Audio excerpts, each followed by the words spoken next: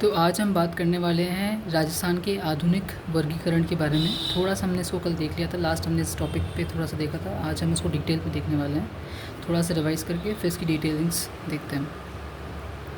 तो आधुनिक वर्गीकरण जो है वो डॉक्टर हरि मोहन सक्सेना और प्रोफेसर तिवारी हारा ने 1994 में किया था और आधार रखा था उचावच, यानी कि जो भौगोलिक संरचना होती है, स्ट्रक्चर होता है किसी जगह का, उसके बेसिस पे।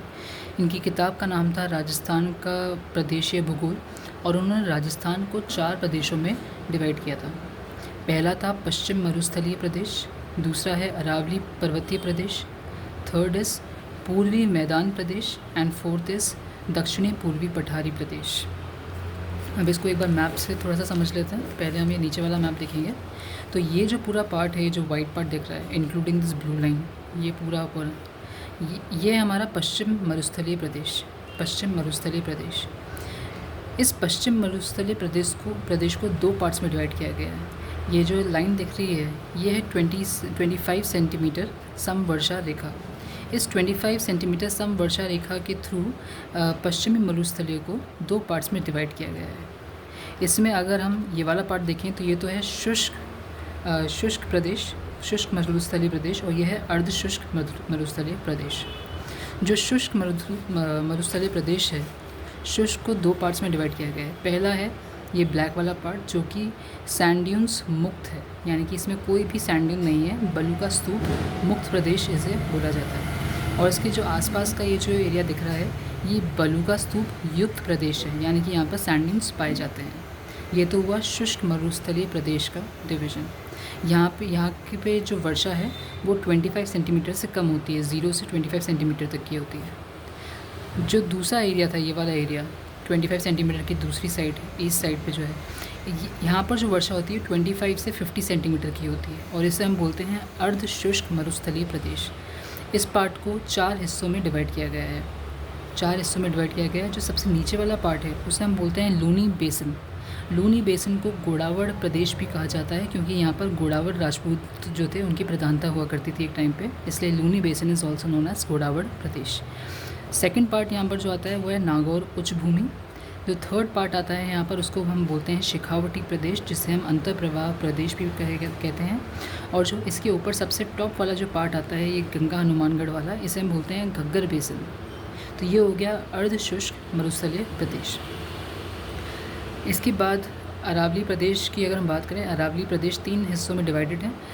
सबसे पहले है नॉर्थ अरावली, मिडिल अरावली और सदर्न अरावली। इसके बाद आता है हमारा पूर्वी मैदानी प्रदेश। ये है पूर्वी मैदानी प्रदेश। तो पूर्वी मैदानी प्रदेश में 3 पार्ट्स आते हैं। सबसे पहले आता है नीचे माही का मैदान, उसके ऊपर आता है बनास और बाण गंगा का मैदान, और ये उसके बाद आता है ये रेड वाला चंबल नदी का मैदान। ये है पूर्वी मैदानी प्रदेश। और लास्ट में आता है दक्षिण पूर्वी पठारी प्रदेश। ये है हमारा दक्षिण पूर्वी पठारी प्रदेश। ये जो ब्लैक कलर से माउंटेन्स दिख रहे हैं, ये जो चेक्स हैं, ये है दक्षिण पूर्वी पठारी प्रदेश। इसके अंदर 2 पार्ट्स आते हैं हमारे, हड़ौती प्रदेश और विंध्याचल कगार भूमि। ये वर्गीकरण जो पूरा है ये हरि मोहन सक्सेना और प्रोफेसर तिवारी ने 1994 के अंदर अपनी किताब राजस्थान का प्रदेशीय भूगोल के अंदर उचावच के आधार पर उन्होंने ये पूरा का पूरा वर्गीकरण दिया है। आज की वीडियो में हम इसे अब डिटेल में पढ़ने वाले हैं कि इसमें यह क्या बताया है उन्होंने। यहाँ से पढ़ना स्टार्ट करेंगे, ये ऐसे है। तो सबसे पहले हम बात करते हैं कि जो पश्चिमी मरुस्थल प्रदेश है उसके बारे में। जो 25 सेंटीमीटर की सम रेखा है वो वेस्ट मरुस्थल यानी कि पश्चिमी मरुस्थल प्रदेश को 2 पार्ट्स में डिवाइड करती है। शुष्क मरुस्थल प्रदेश जहाँ पर 25 सेंटीमीटर से कम बारिश होती है, और अर्ध मरुस्थलीय प्रदेश जहाँ पर 25 से लेकर 50 सेंटीमीटर की वर्षा होती है। तो 25 इन दोनों में कॉमन है, तो बीच में 25 सेंटीमीटर सम रेखा इनको डिवाइड करती है।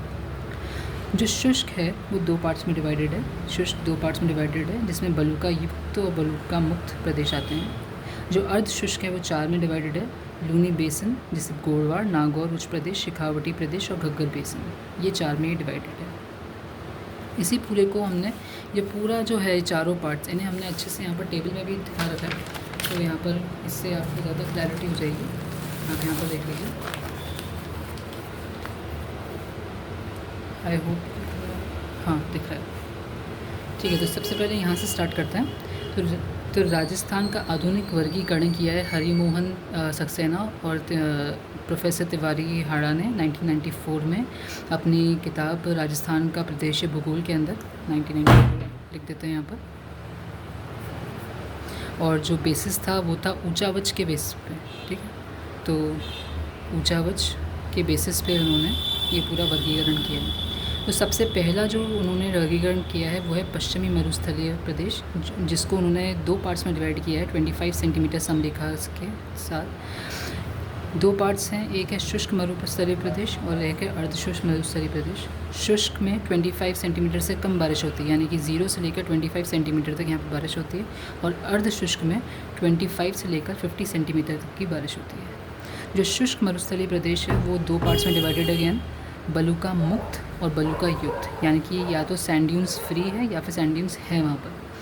अर्धशुष्क 4 पार्ट्स में डिवाइडेड है, उन 4 पार्ट्स का नाम है लूनी बेसन, जिसको हम गोडवाड़ भी कहते हैं, नागौर पठार प्रदेश, जिसे नागौर पठार प्रदेश, उसके बाद शेखावटी या फिर अंतर प्रवाह प्रदेश, और लास्ट में आता है हमारा घग्गर बेसन।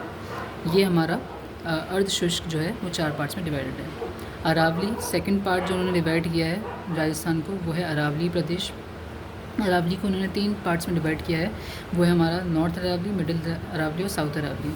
उसके बाद उन्होंने पूर्वी मैदानी प्रदेश में डिवाइड किया है, ये हमारे 3 हैं, एक तो है बनास और बाणगंगा का मैदान, दूसरा है चंबल का मैदान, और तीसरा है माही नदी का मैदान।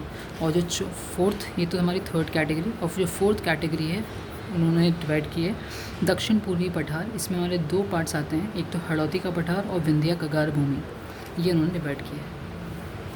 थोड़ी सी अगर हम और बात कर लें तो जैसे हमको पता है कि पृथ्वी जो थी वो शुरू में जब बन रही थी तो वो एक आग का गोला थी, जिसे अंगारा लैंड कहते थे। उसके चारों तरफ से पानी पानी हुआ करता था, जिसे तैतीस सागर कहते हैं। बाद में क्या हुआ यहाँ पर बता देते हैं। तो ये पृथ्वी जो थी एक आग का गोला थी, बीच में इसके एक लैंड था, इसे लैंड को बोलते थे अंगारा लैंड, और आसपास का जो एरिया था यहाँ पर सिर्फ पानी पानी था, जिसे हम तैतीस सागर कहा करते थे। धीरे धीरे जोग्राफिकल एक्टिविटीज़ हुई, जो कॉन्टिनेंटल ड्रिफ्ट हुआ, ये सारे जो लैंड है एक दूसरे से अलग हुए, और ये जो लैंड है 2 पार्ट्स में डिवाइड हो गया। जो ऊपर वाला लैंड जो था वो तो अंगोरा लैंड ही कहा गया, और जो नीचे वाला जो लैंड है उसे कहा गया गोंडवाना लैंड। ये था गोंडवाना लैंड। तो पृथ्वी जो है पूरी की पूरी जितनी भी चीज़ें हैं पृथ्वी पे, वो मेनली तीन टाइप की चीज़ों से बनी हुई हैं। या तो वो अंगारा लैंड का पार्ट है, या तो वो तैतीस सागर का पार्ट है, या फिर वो गोंडवाना लैंड का पार्ट है। तो अंगारा लैंड, तैतीस सागर और गोंडवाना लैंड। अब हम देखेंगे कि राजस्थान में हमारे पास इनमें से किसके पार्ट। तो राजस्थान की अगर हम बात करें तो राजस्थान में अंगारा लैंड का कोई भी हिस्सा हमारे पास नहीं है। तैतीस सागर की अगर हम बात करें कि तैतीस सागर का कौन से अवशेष हैं यहाँ पर, तो राजस्थान का जो डेज़र्ट वाला जो एरिया है वो, और जो मैदान वाला एरिया है, ये दोनों ही तैतीस सागर के से बने हैं। तो राजस्थान का जो पश्चिमी मरुस्थलीय प्रदेश है वो भी तैतीस सागर का अवशेष है, और जो पूर्वी मैदानी भाग है वो भी तैतीस सागर का अवशेष है। हम गोंडवाना लैंड की बात करें, ये जो सदर्न पार्ट था, गोंडवाना लैंड की बात करें तो पर्वत वाला जो पार्ट है, यानी कि अरावली पर्वत वाला पार्ट, वो हमारा गोंडवाना लैंड का है, और जो पठार वाला पार्ट है वो हमारा दक्षिण पूर्वी पठार का पार्ट है। तो अगर हम राजस्थान का मैप अगर देखें,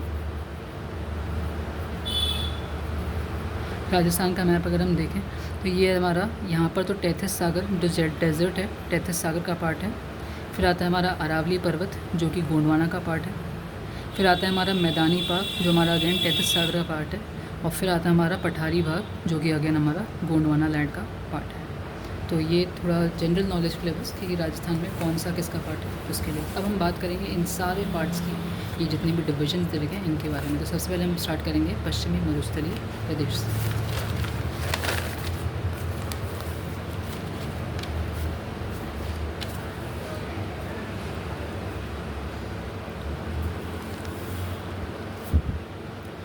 पश्चिमी मरुस्थलीय प्रदेश से बात करते हैं, यहाँ से बात करेंगे। ज़्यादा हमको इतना ये वाला पार्ट में इसलिए कवर नहीं करेंगे कि ये इतना इम्पोर्टेंट है नहीं, ये अंडरस्टैंडिंग के लिए था बेसिकली। बस ये बताया था कि आज का टाइम चल रहा है 2024 का टाइम चल रहा है। 2024 से पहले जो पृथ्वी का जो ओरिजिन है उसको होने में 4.6 अरब ईयर्स हमको लगे थे, 4.6 बिलियन ईयर्स हमको लगे थे, ताकि हम आज के पार्ट पर पहुँच पाए।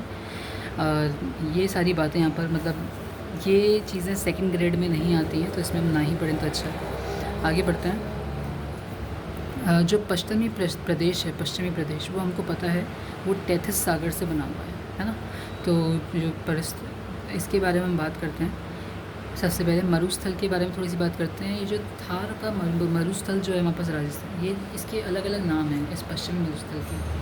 पहले तो हम इसकी थोड़ी जनरल नॉलेज पढ़ेंगे इस डेज़र्ट के बारे में, और बाद में हम पढ़ेंगे कि राजस्थान के रेफरेंस में इस डेज़र्ट के बारे में बात करेंगे। तो सबसे पहले हम थोड़ी सी इसके बारे में बात करते हैं, वेस्टर्न डेज़र्ट के बारे में। तो पाकिस्तान में जब ये जो ये डेज़र्ट है, वेस्टर्न डेज़र्ट, इसे हम थार डेज़र्ट कहते हैं। जो थार डेज़र्ट नाम है पाकिस्तान में बोला जाता है, क्योंकि वहाँ पर एक प्रोविंस है थार पारकर प्रोविंस के नाम पे इसका नाम थार डेज़र्ट पड़ गया। पाकिस्तान के ही जो स्थानीय लोग हैं, जो स्थानीय भाषा है, उसमें उसको चौलिस्तान भी कहा जाता है। तो पाकिस्तान की स्थानीय भाषा में थार डेज़र्ट को चौलिस्तान भी कहा जाता है। राजस्थान की स्थानीय भाषा में इसे थाली मरुस्थल कहा जाता है।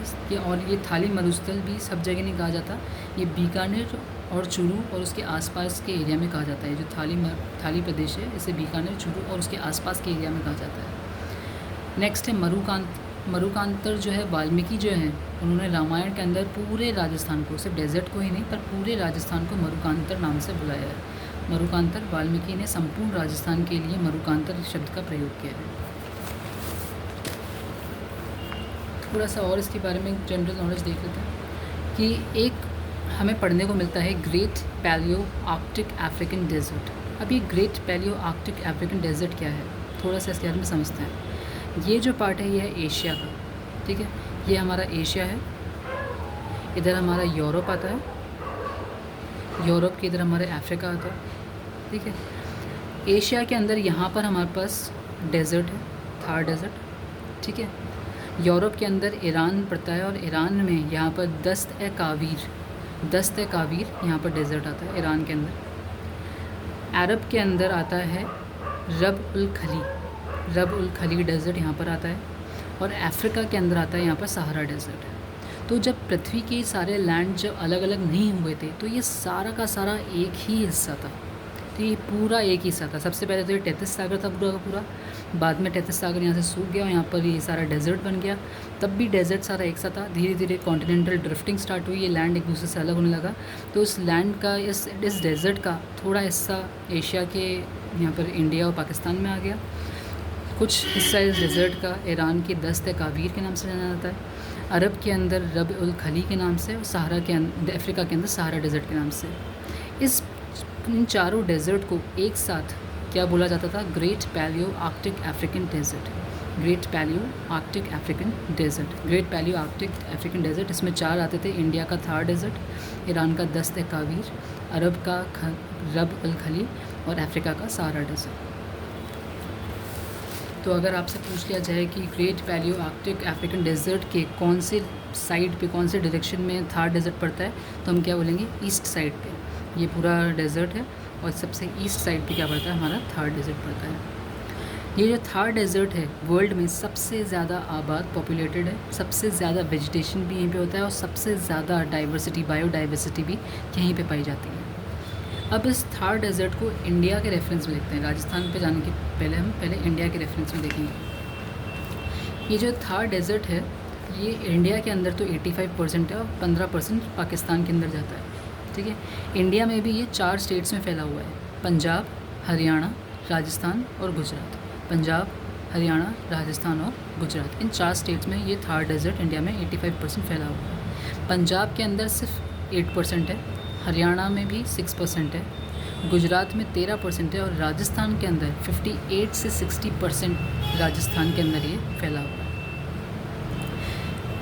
अगर सिर्फ राजस्थान के अंदर देखा जाए तो राजस्थान में तो इसको पश्चिमी मरुस्थलीय प्रदेश कहा जाता है, लेकिन पूरे इंडिया में देखा जाए इस पूरे डेजर्ट को एक साथ, ये तो पूरा डेजर्ट है, ठीक है, और इतना हिस्सा राजस्थान में है। तो इतना हिस्सा देखा जाए तो ये तो राजस्थान के अंदर तो पश्चिमी मरुस्थलीय प्रदेश कहा जाता है। लेकिन अगर मैं पूरा इंडिया के अंदर पूछूँ इस पूरे डेजर्ट को क्या कहा जाता है, तो पूरे इंडिया के अंदर इस डेजर्ट को ग्रेट इंडियन डेजर्ट कहा जाता है। तो द ग्रेट इंडियन डेजर्ट तो इंडिया की जोग्राफी का पार्ट है, और पश्चिमी मरुस्थलीय प्रदेश राजस्थान की जोग्राफी का पार्ट है, ठीक है। जो राजस्थान, अगर आपसे ये पूछ लिया जाए कि राजस्थान का पश्चिमी मरुस्थलीय प्रदेश भारत के किस भौतिक प्रदेश का हिस्सा है, तो हम ये बताएंगे कि वो द ग्रेट इंडियन डेजर्ट का हिस्सा है। ये तो हुई ये वर्ल्ड के रेफरेंस में थार डेजर्ट की बात, ये इंडिया के रेफरेंस में थार डेजर्ट की बात। अब हम बात करेंगे फाइनली राजस्थान के रेफरेंस में थार डेजर्ट की बात।